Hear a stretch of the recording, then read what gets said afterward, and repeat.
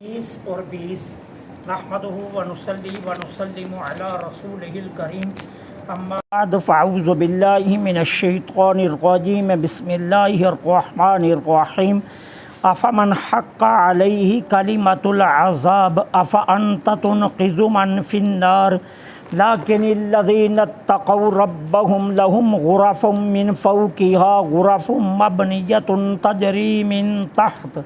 تجری من تحتها الانہار وعد اللہ لا یخلف اللہ المیعاد صدق اللہ العظیم۔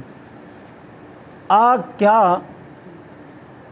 من وہ شخص حق کا فیصلہ ہو چکا ہے علیہ اس کے متعلق کلمۃ العذاب عذاب کا، کیا وہ شخص کے جس کے متعلق عذاب کا فیصلہ ہو چکا ہے، آفا کیا انتا اے محبوب آپ تنقذ من فی النار اس کو چھڑا لیں گے عذاب دوزخ سے، لیکن الذی لیکن وہ لوگ اتقوا ربہم جو اپنے رب سے ڈرتے رہے، لہم ان کے لیے غرف من فوقہا غرف بالا خانوں کے اندر حجرے ہیں، کمرے ہیں، غرف مبنیہ اور بالا خانے کے اوپر پھر بالا خانے، تجری بہہ رہی ہیں من تحتیا ان کے نیچے سے انہار نہریں، وعد اللہ یہ اللہ کا وعدہ ہے،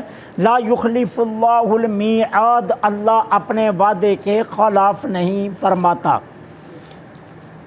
اچھا، اب جو آیہ کریمہ نمبر 19 ہے، ایک گروہ ہے اس کو کہتے ہیں معتزلہ۔ معتزلہ کا عقیدہ یہ ہے کہ گناہ کبیرہ کا جو مرتکب ہے اس کے لیے بھی کلمہ عذاب فائنل ہے،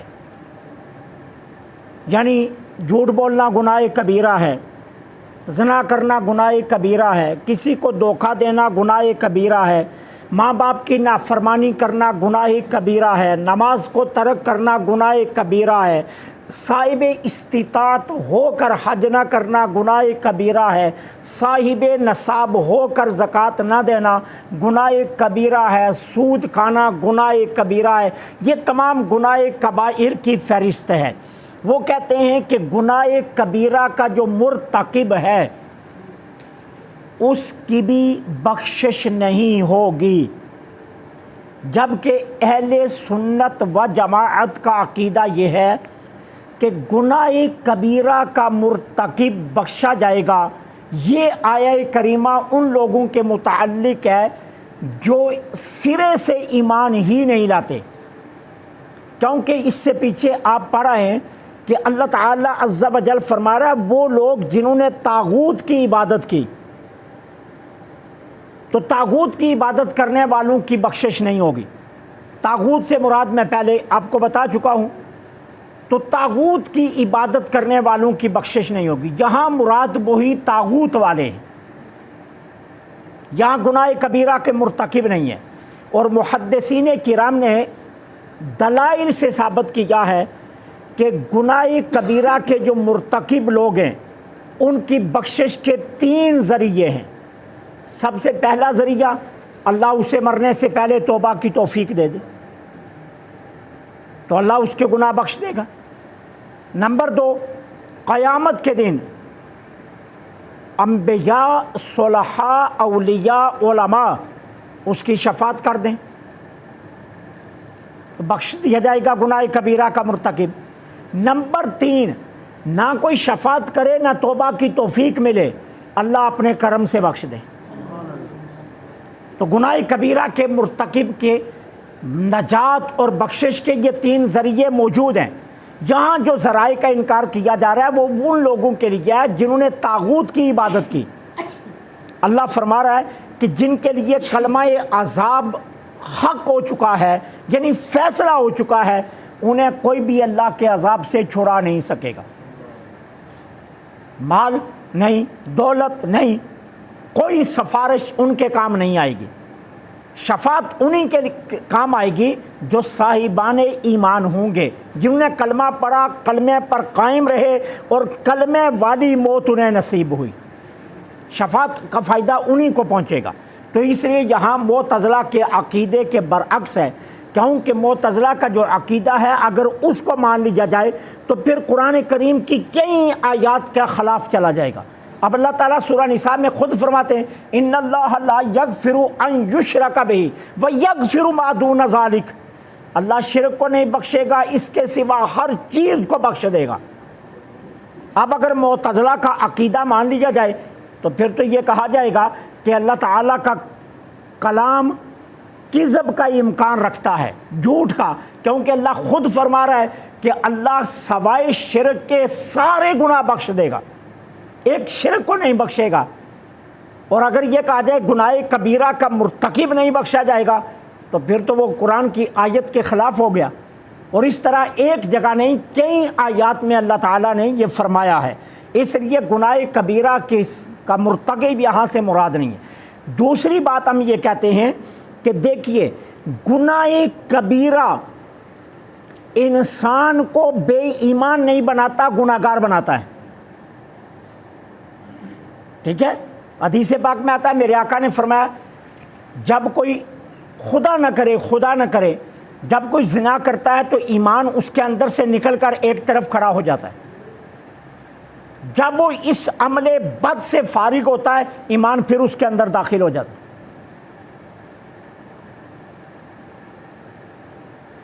کوئی سود کھاتا ہے ایمان اس کے اندر سے نکل جاتا ہے، جب وہی سود کے لقمے اس کے پورے خون میں حلول کر جاتے ہیں ایمان پھر داخل ہو جاتا ہے۔ تو اس لیے گناہ گار بناتا ہے، بے ایمان نہیں بناتا، گناہ کبیرہ کا ارتکاب، ٹھیک ہے؟ تو اس لیے ہم کہتے ہیں کہ یہ آیہ کریمہ طاغوت کی عبادت کرنے والوں کے متعلق ہے، گناہ کبیرہ کے مرتکبین کے متعلق نہیں ہے۔ اس کے بعد اللہ تعالیٰ فرماتے ہیں لیکن الذین اتقوا ربہم، ہاں جو لوگ اللہ سے ڈرتے رہے۔ اب اللہ سے ڈرتے رہے میں پہلے بھی کئی بار کر چکا ہوں، نہ تو انہوں نے شرک کیا، نہ کفر کیا، نہ گناہ کبیرہ کیا، صغائر ہو بھی گئے تو فوراً توبہ کی طرف لوٹ آئے، اور نہ انہوں نے طاغوت ظاہری کی عبادت کی، نہ طاغوت باطنی کی عبادت کی۔ طاغوت ظاہری یہ بتیں جن کا میں کل آپ کو بتا چکا ہوں، اور طاغوت باطنی کیا ہیں؟ وہ جو ہم نے اپنے اندر بت پار رکھے، نماز میں کھڑے ہو کر کہہ رہے ہیں کہ اللہ اکبر، اللہ سب سے بڑا ہے، لیکن اندر پھر بھی ہے کہ میں چودھری ہوں، یہ اندر کا طاغوت ہے۔ اندر پھر بھی ہے میں بڑا امیر آدمی ہوں، یہ اندر کا طاغوت ہے۔ اندر پھر بھی کسی کے لیے کینہ ہے، حسد ہے، بغض ہے، عداوت ہے، دشمنیاں ہیں، تو یہ طاغوت کی باطن طاغوت کی جو ہے نا باطنی طاغوت ہیں، دونوں سے چھٹکارا لازم ہے۔ آپ یہ نہ سمجھیں کہ اگر ہم بت کو نہیں پوج رہے تو ہم بہت کمال کر رہے ہیں، باقی جو اندر کے بت ہیں ان سے جان کون چھڑائے گا؟